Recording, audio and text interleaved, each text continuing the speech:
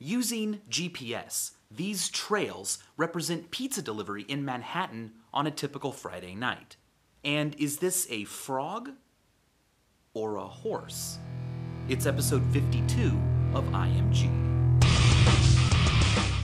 This lemon looks yellow to me, and it probably looks yellow to you as well, but not in the same way. You see, here in this room, this lemon is subtractively yellow. It absorbs all visible wavelengths of light except for yellow light, which it reflects onto my retina. But the screen that you are using to watch this video doesn't produce yellow light at all. In fact, it can only produce red, blue, or green light. The really cool but kind of disturbing thing about this is that here in the room, I am actually seeing real yellow light, but you are seeing fake yellow. Absolutely no yellow is coming off of your screen and falling on your retina. But it still looks yellow because it's quite easy to lie to the brain. Our retinas contain 3 different types of cone cells that are receptive to color, and each one is best suited to detect a certain color. One is great for blue, the other is great for green, and the third is great for red. Notice that there's no individual cell looking for yellow. So the way we actually see yellow happens like this. The wavelength of yellow light falls between the wavelengths of red and green. And so when an object reflects yellow light onto your retina, both the green and the red cones are slightly activated, which your brain notices and says, well, that's what happens when something's yellow, so it must be yellow. All a computer monitor or a mobile phone screen has to do to make you think you're seeing yellow is send a little bit of red and a little bit of green light at you. As long as the pixels and the little subpixels on them are small enough that you can't distinguish them individually, your brain will just say, well, I'm receiving some red and some green. That's what yellow things do. It must be yellow. Even though it actually is not. Lemons can also produce electricity. A little bit of zinc, a little bit of copper, and boom, you're moving electrons around. But not that many. I mean, the current and voltage are quite low. You could run an LCD, but even a potato could do that. If you wanted to run a flashlight bulb, that would take 3,000 lemons. And if you wanted to run a halogen bulb, well, that would take 37,000 lemons. But artist Caleb Sharland doesn't care. He spent 11 hours hammering nails into 300 living apples hanging on trees.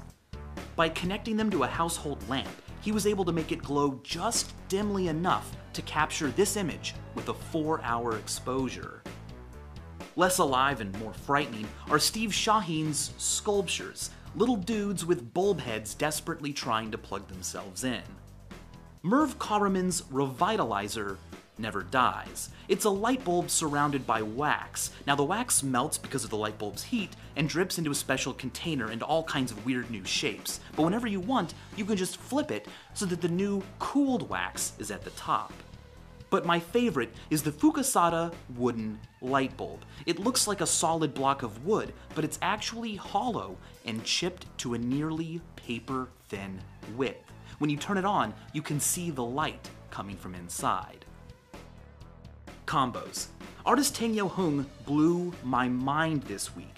We've got clear days and smoke, boats and crocs, whales and hearts, pie bike, brains and boxing gloves, day and night.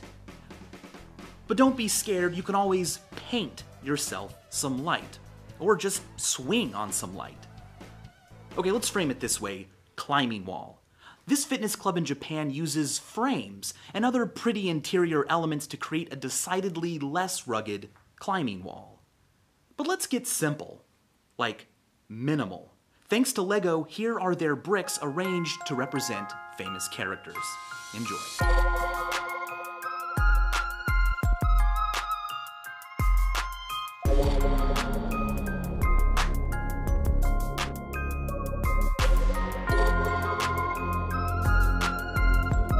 Now for some art.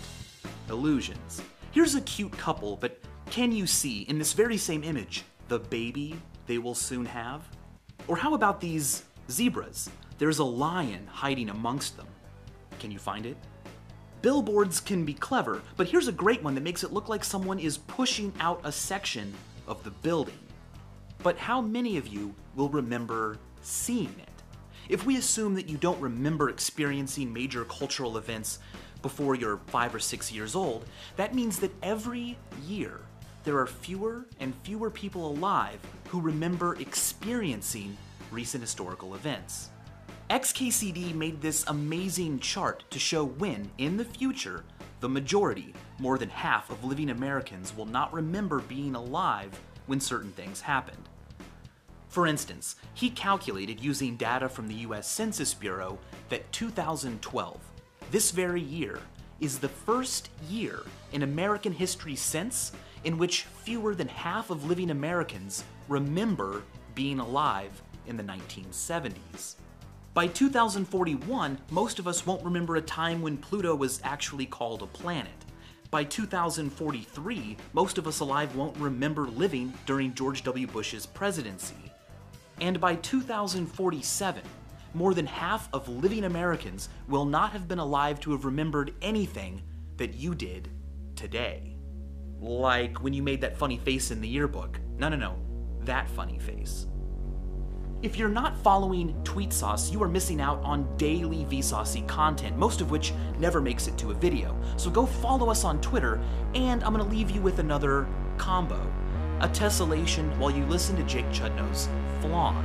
He made a music video for this song over on his channel, so check that out, and as always, thanks for watching.